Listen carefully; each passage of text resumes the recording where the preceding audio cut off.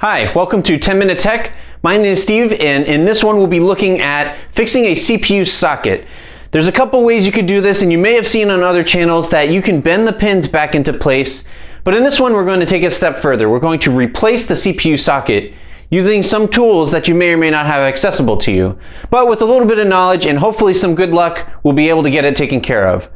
This particular board I bought off of a hardware forum, and the owner said that they dropped their CPU in it and they don't know if any pins were broken or just bent. So I bought it for 30 bucks from them, and it turns out they actually did try to fix it already. Took a look inside of here and there were some pins missing. So right off the bat, I knew that this couldn't be fixed just by bending the pins back in place. If you're in that situation, you'd probably want to ask the seller to take some good high quality pictures so you don't run into this situation. But luckily, I've got a reflow station, a soldering iron, and a new socket right off of AliExpress for about 3 bucks. So we'll try to get this desoldered, solder on the new socket, and give it a test.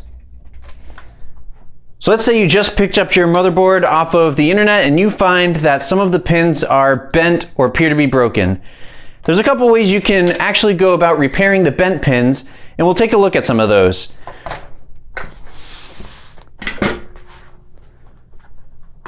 First, maybe try something like this. This is a little pick out of the iFixit toolkit, and it does a good job at sliding right in between the pins, and you can line them back up. So here in this case, you can kind of use the pin to feel where there are pins that are out of place. If there are any out of place, you could gently push them back in place. And right here I could see that there are some pins missing, at least 2 and 1 broken pin down here. If you do find pins that you think you can repair, the next step would be maybe use tweezers and to simply grab them and line them back up.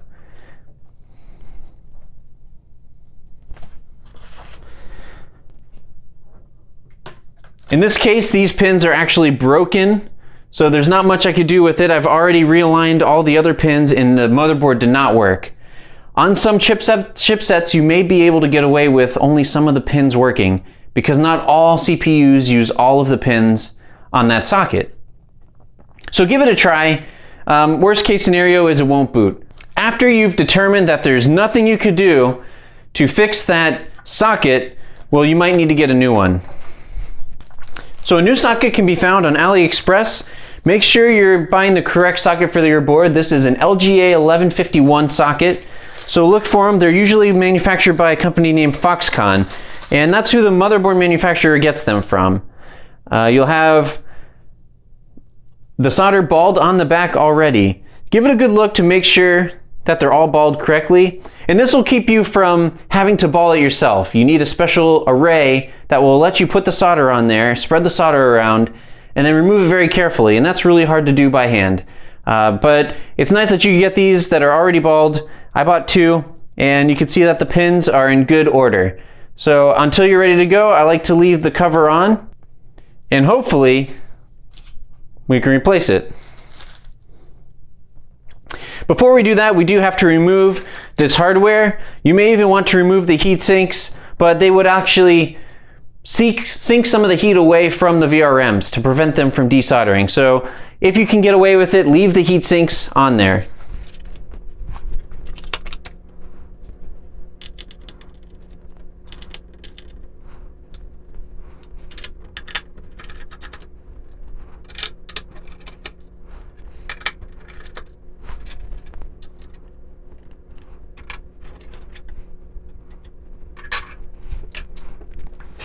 Once you have the retention mechanism removed, you should just have the bare socket on the board. And there's a couple ways to go about this. My reflow station is not big enough to house the whole motherboard, so I had to kind of rig up something.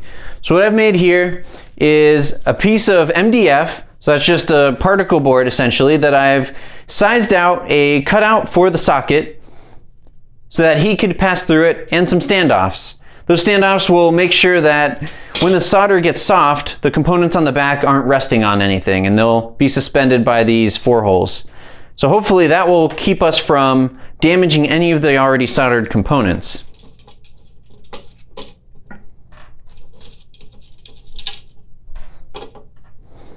To make one of these, I just bought some MDF off of Amazon. It's actually a piece I already had from a previous project.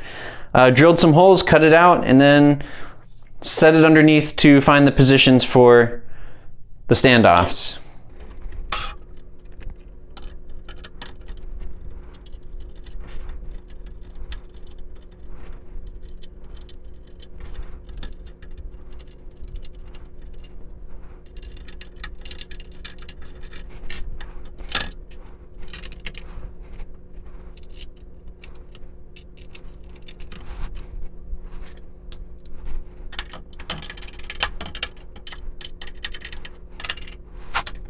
So you don't need this excessively tight. All this is providing a space to both protect some of those components from the heat and only allow the heat to go in this small area that I really want it to go. Hopefully you don't hurt any of those SMDs on the bottom.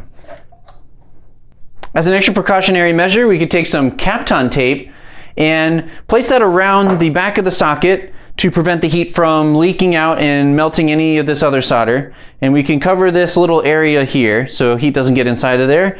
As well as, since we're going to be using the heat source on the top, we could put some tape around the socket here so we don't damage any of these capacitors or VRM components.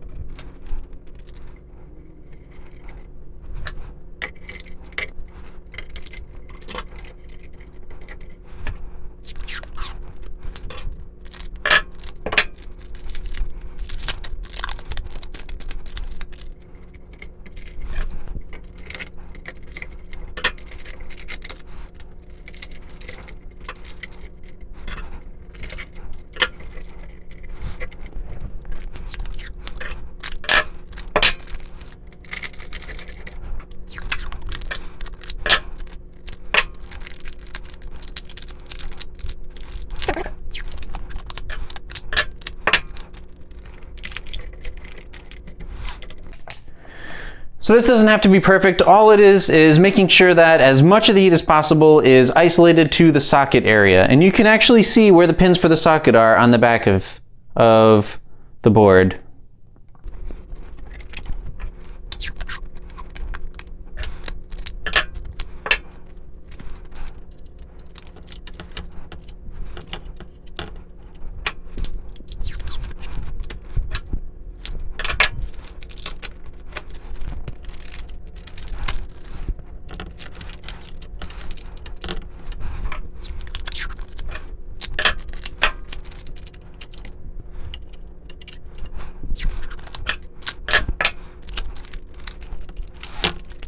Now when you're putting the Pt1 tape down, you really don't have to mash it down everywhere.